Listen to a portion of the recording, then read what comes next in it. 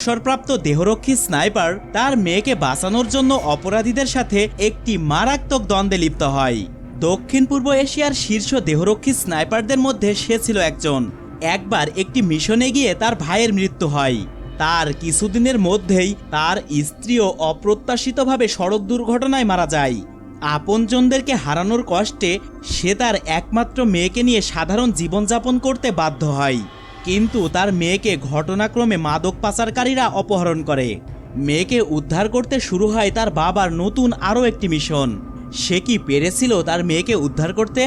জানতে হলে দেখতে হবে আজকের মুভির এক্সপ্লেনেশন। মুভিটি শুরু হয় মেহংসং প্রদেশের গোল্ডেন ট্রায়াঙ্গেল নামের একটি জায়গা দেখিয়ে। জঙ্গলের ভিতরে ডারং নামের একজন স্নাইপার একটি কয়েনের দিকে তাকিয়ে মনে মনে হাসছিল।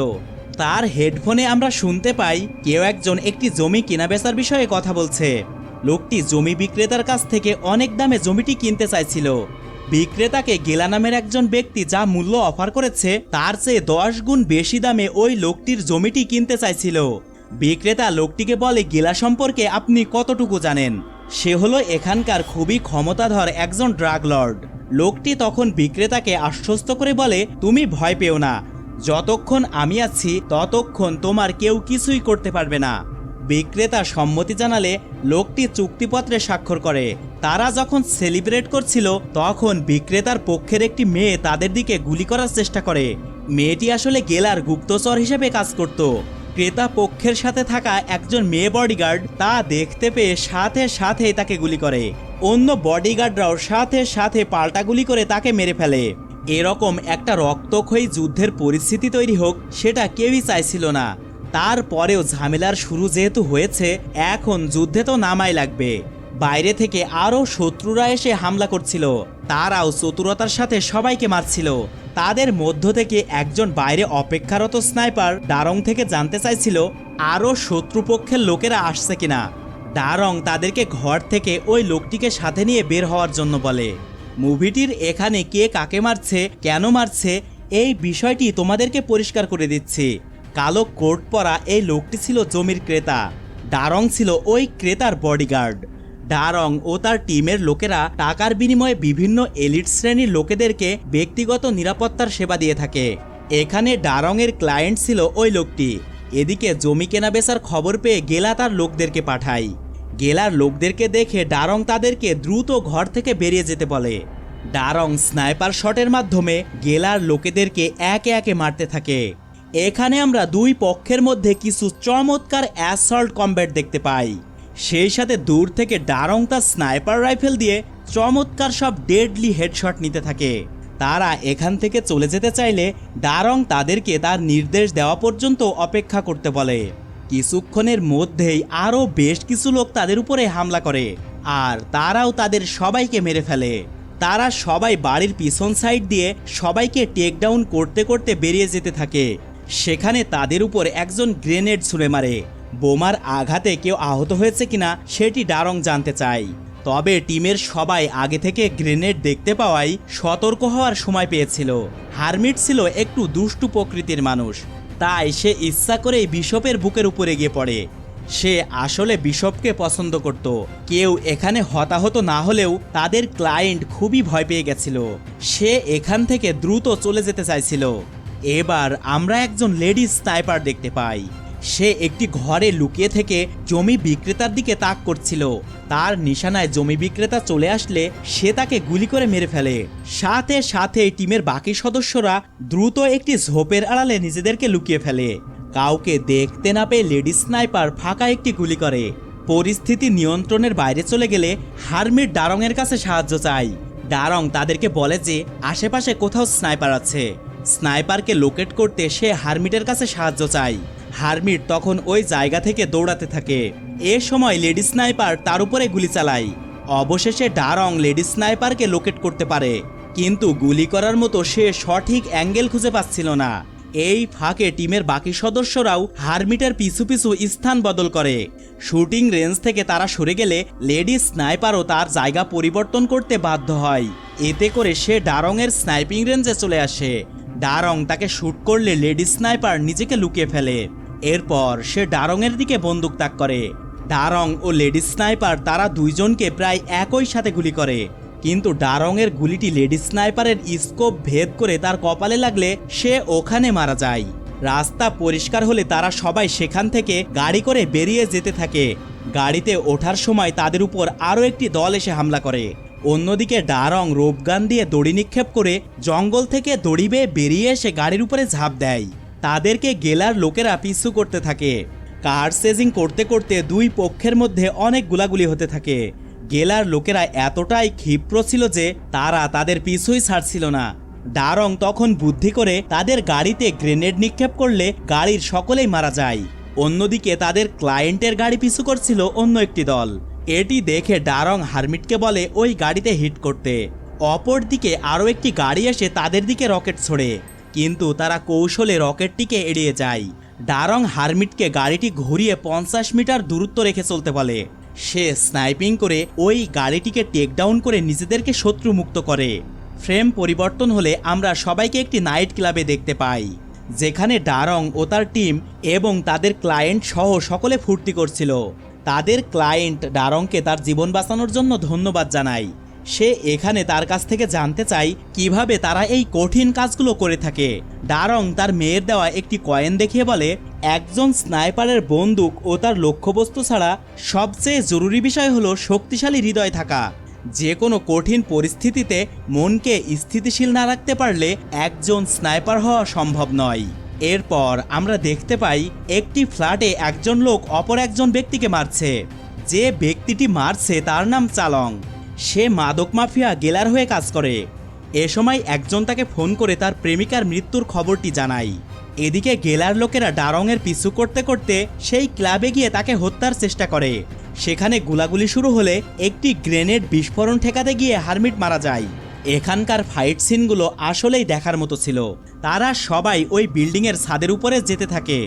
আসলে তারা সবাই সেখান থেকে দ্রুত পালিয়ে যেতে চাইছিল। এই ছাদের উপরে যাওয়ার কারণে তারা পড়ে যায় আরও মহাবিপদে। তাদের উপর স্নাইপার চালং গুলি করতে শুরু করে আর একে একে প্রায় সকলকে সে মারতে থাকে। ডারং এবং বিশপ ছাদে আসলে তারা দুইজন সদস্যকে আহত দেখতে পায়। চারপাশে নজর করে ডারং বুঝতে পারে কোথাও স্নাইপার লুকিয়ে আছে, তাই তারা সতর্ক হয়ে লুকিয়ে পড়ে। আহত নাইটকে বাঁচাতে বিশপ এগিয়ে গেলে চালং তার উপরে গুলি করে আর সে মারা যায়। তার মৃত্যুতে ডারং প্রচণ্ড কষ্ট পায়। সে চালংয়ের উপর এলোপাথাড়ি গুলি করে। এই অবস্থায় শুধুমাত্র ডারং ও চালং তারা দুজনেই বেঁচে আছে। দুজনেই প্রায় একসাথে শট নিলে ডারংয়ের গায়ে গুলি লাগে। এরপর ব্ল্যাক স্ক্রিনের মাধ্যমে আমাদেরকে 8 বছরের পরের ফ্রেমে নিয়ে যাওয়া হয়। আমরা দেখতে পাই ডারং মিস্টার লিয়ংয়ের সাথে একটি নুডলসের দোকান চালায়। এখানে মিস্টার লিয়ংয়ের সাথে ডারং তার মেয়েকে নিয়ে অতি সাধারণ জীবনযাপন করছে।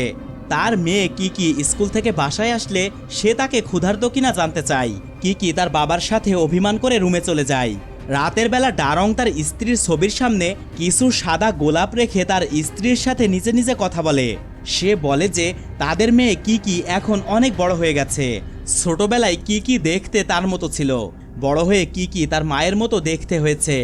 এরপর আমাদের 8 বছর আগের ঘটনা দেখানো হয়। গুলি লাগার পরেও ডারং বেঁচে ছিল। আমরা তাদেরকে হসপিটালের বিছানায় দেখতে পাই। ডাক্তার এসে তাদেরকে ডারংয়ের পকেট থেকে পাওয়া একটি কয়েন দেখিয়ে বলে যে এই কয়েনটির জন্যই সে বেঁচে গিয়েছে, আর এটি ছিল সেই কয়েন যেটি তার মেয়ে তাকে দিয়েছিল। ডাক্তারের থেকে কয়েনটি কেড়ে নিয়ে ডারং কেন যেন হাসপাতাল থেকে দৌড়ে বাইরে চলে যায়। তাকে থামাতে পিছু পিছু তার স্ত্রী যেতে থাকলে রাস্তায় একটি গাড়ির সাথে ধাক্কা লাগে। তার স্ত্রী সেখানেই মারা যায়। আর এ কারণেই কিকি তার বাবার প্রতি অভিমান করে থাকে। পরের দিন কিকি তার প্রেমিক সাইবানের সাথে দেখা করতে যায়। কিকি তাকে বলে যে সে তার বাবার সাথে থাকতে চায় না, সে ওই বাড়ি ছেড়ে চলে আসতে চায়। সাইবান তাকে বলে আরও কিছু টাকা জমা করার পর তারা দুজন একসাথে পালাবে। বাড়ি ফেরার পথে সাইবান তাকে একটি প্যাকেজ ডেলিভারি করে দিতে বলে। কিকি তখন প্যাকেজটি নিয়ে যায়। প্যাকেজটি নিয়ে সে ডেলিভারি না করে তাদের নিজেদের দোকান খুলতে যায়। আর এখানেই ঘটে ঝামেলা। তার চাচা লিয়ংয়ের প্যাকেজের সাথে কিকির প্যাকেজটি বদলি হয়ে যায়। এরপর আমরা বানসাকে তার ল্যাবে দেখতে পাই। মিস্টার গেলা তাকে ফোন দিয়ে ড্রাগের বদলে সার পাঠানোর জন্য বকাবকি করতে থাকে, কিন্তু বানসা বলে যে সে প্যাকেজ পাঠিয়ে দিয়েছে। দুজনের কথার মধ্যে মিল না হলে বানসা তার কাছ থেকে কিছু সময় চেয়ে নেয়। তদন্ত করার জন্য তারা সাইবানকে আটক করে। সাইবান তখন কিকির কথা বলে। কিকি বাড়িতে আসলে বানসা তাকে জেরা করতে শুরু করে। কিকি এ ব্যাপারে অস্বীকৃতি জানালে বানসা তাকে অপহরণ করে নিয়ে যায়। গাড়িতে ওঠানোর সময় মিস্টার লিয়ং তাদেরকে দেখে ফেলে এবং থামতে বলে, কিন্তু তারা চলে যায়। কিকি ও সাইবানকে একসাথে জিজ্ঞাসা করলে তখন কিকি মাদকের ব্যাপারে জানতে পারে, তাই সে সাইবানের উপরে রেগে যায়। তাদের দুজনের থেকে কোনো সদুত্তর না পেয়ে বানসার লোকেরা তাদেরকে আরও মারতে থাকে। এদিকে মিস্টার লিয়ং ডারংকে তার মেয়ের অপহরণের কথাটি জানায়। ডারং বিস্তারিত তথ্য জানতে চাইলে লিয়ং বলে তারা ছিল 4 জন, দেখতে স্থানীয় লোকেদের মতোই ছিল। অপহরণকারীরা একটি সিলভার ভ্যানে করে তাকে নিয়ে গেছিল। ভ্যানের সামনে একটি বুদ্ধের ছবি টাঙানো ছিল। মেয়ের পড়ার টেবিলে ডারং ঘাটাঘাটি করে একটি ছবি দেখতে পায়। ওই জায়গাটি ছিল সেই জায়গা যেখানে কিকির প্রেমিক সাইবান কাজ করত। ডারং দ্রুত সেখানে যায়। একটি লোকের কাছ থেকে তথ্য নিয়ে ডারং পৌঁছে যায় বানসার ল্যাবে। আসলে এটি ছিল একটি খেলনা ফ্যাক্টরির আড়ালে মাদক প্রস্তুত করার ল্যাব। এখানে সে বানসার লোকদের প্রচুর মারতে থাকে। মারতে মারতে সে চলে যায় বানসার রুমে। সে বানসাকে তার মেয়েকে মুক্তি দিতে বলে। বানসা অস্বীকৃতি জানিয়ে তার মেয়েকে নিয়ে মিস্টার গেলার কাছে যায়। ডারং তখন দিশেহারা হয়ে সাইবানকে জেরা করতে শুরু করে। সাইবান তাকে কিকি যেখানে প্যাকেজ ডেলিভারি করেছিল সেই ঠিকানায় নিয়ে যায়। ডারং ওই লোকটিকে মারধর করে গেলার ঠিকানা জেনে নেয়। মিস্টার গেলার সাথে ফোনে প্যাকেজের বিনিময়ে তার মেয়েকে ছাড়িয়ে নেওয়ার চুক্তি করে, কিন্তু মিস্টার গেলা স্নাইপার চালংকে হুকুম দেয় ডারংকে মেরে ফেলতে।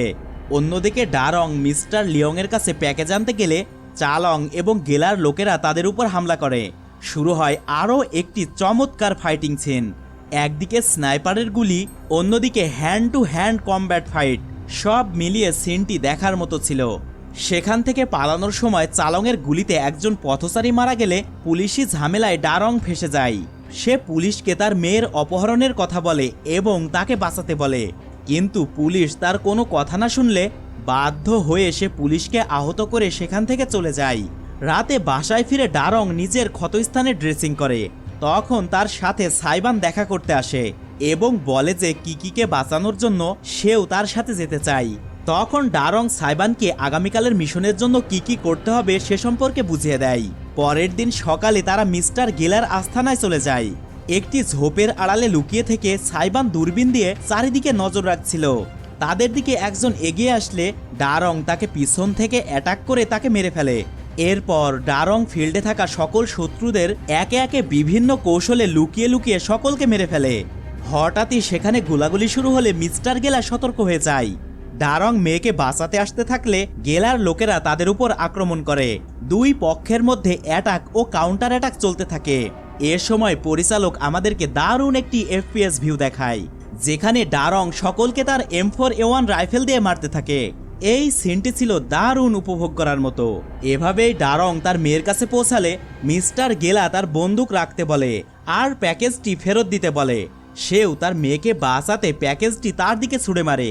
অন্যদিকে লুকিয়ে লুকিয়ে সাইবান স্নাইপারের উপরে হামলা করে। ফায়ারিংয়ের শব্দে সবাই আতঙ্কিত হয়ে গেলে ডারং এক নিমিষেই গেলার লোকদের গুলি করে মেরে তার মেয়েকে উদ্ধার করে। কিন্তু গেলা আগে থেকেই কিকির গলায় সেট করে রাখা বোমাটি অ্যাক্টিভ করে দেয়। বোমাটি ডিঅ্যাক্টিভ করতে ডারং তার মেয়েকে নিয়ে একটি নিরাপদ স্থানে যায়। অবশেষে ডারং বোমাটি ডিঅ্যাক্টিভ করতে সক্ষম হয়। এরপর দুই পক্ষের মধ্যে একে অন্যের থেকে পালিয়ে কভার নিতে থাকে। তবে মিস্টার গেলা ডারংয়ের গুলিতে আহত হয়। গেলা তাদেরকে গুলি করতে চাইলে হঠাৎ করে সেখানে লিয়ং আসে আর গেলাকে গুলি করে মেরে ফেলে। ডারং তাদেরকে কিকিকে সাথে নিয়ে চলে যেতে বলে। তারা যখন একটি ইজি বাইকে উঠছিল তখন স্নাইপার চাচা লিয়ংকে গুলি করে মেরে ফেলে। কিকি ও সাইবানকে পাঠিয়ে দিয়ে ডারং নেমে পড়ে সকল হত্যাযজ্ঞের সমাপ্তি ঘটাতে ও আপনজনদের হারানোর বদলা নিতে। শুরু হয় এক স্নাইপারের সাথে অপর স্নাইপারের দুর্দান্ত ফায়ারিং। ডারং সেখানে থাকা কিছু ব্যারেলের পিছনে লুকিয়ে পড়ে। সেখান থেকে চালংয়ের দিকে গুলি করে। দুজনে একে অন্যকে প্রায় একই সাথে গুলি করে আর দুজনেরই কাঁধে গুলি লাগে। তারা কিছুটা আহত হলে দুজনেই কভারে যায়। তারা তাদের আপনজনকে হারানোর স্মৃতিগুলো মনে করতে থাকে। তাদের সাথে কাটানো আনন্দের সময়গুলো মনে করে এক পর্যায়ে তারা দুজনেই আবার উঠে দাঁড়ায় আর একে অন্যের দিকে গুলি ছোড়ে। দুজনের গুলি পরস্পরের সাথে ধাক্কা লাগে, তবে চালংয়ের গুলি ডারংয়ের গুলির সাথে ধাক্কা লাগার কারণে দিক পরিবর্তন করে পড়ে থাকা ব্যারেলে হিট করলে সেখানে আগুনের বিস্ফোরণ হয়, আর ডারংয়ের গুলি সরাসরি চালংয়ের কপালে আঘাত করে, ফলে সেও তার প্রেমিকার মতো মারা যায়। এর মধ্য দিয়েই এই রক্তক্ষয়ী যুদ্ধের সমাপ্তি ঘটে। মুভির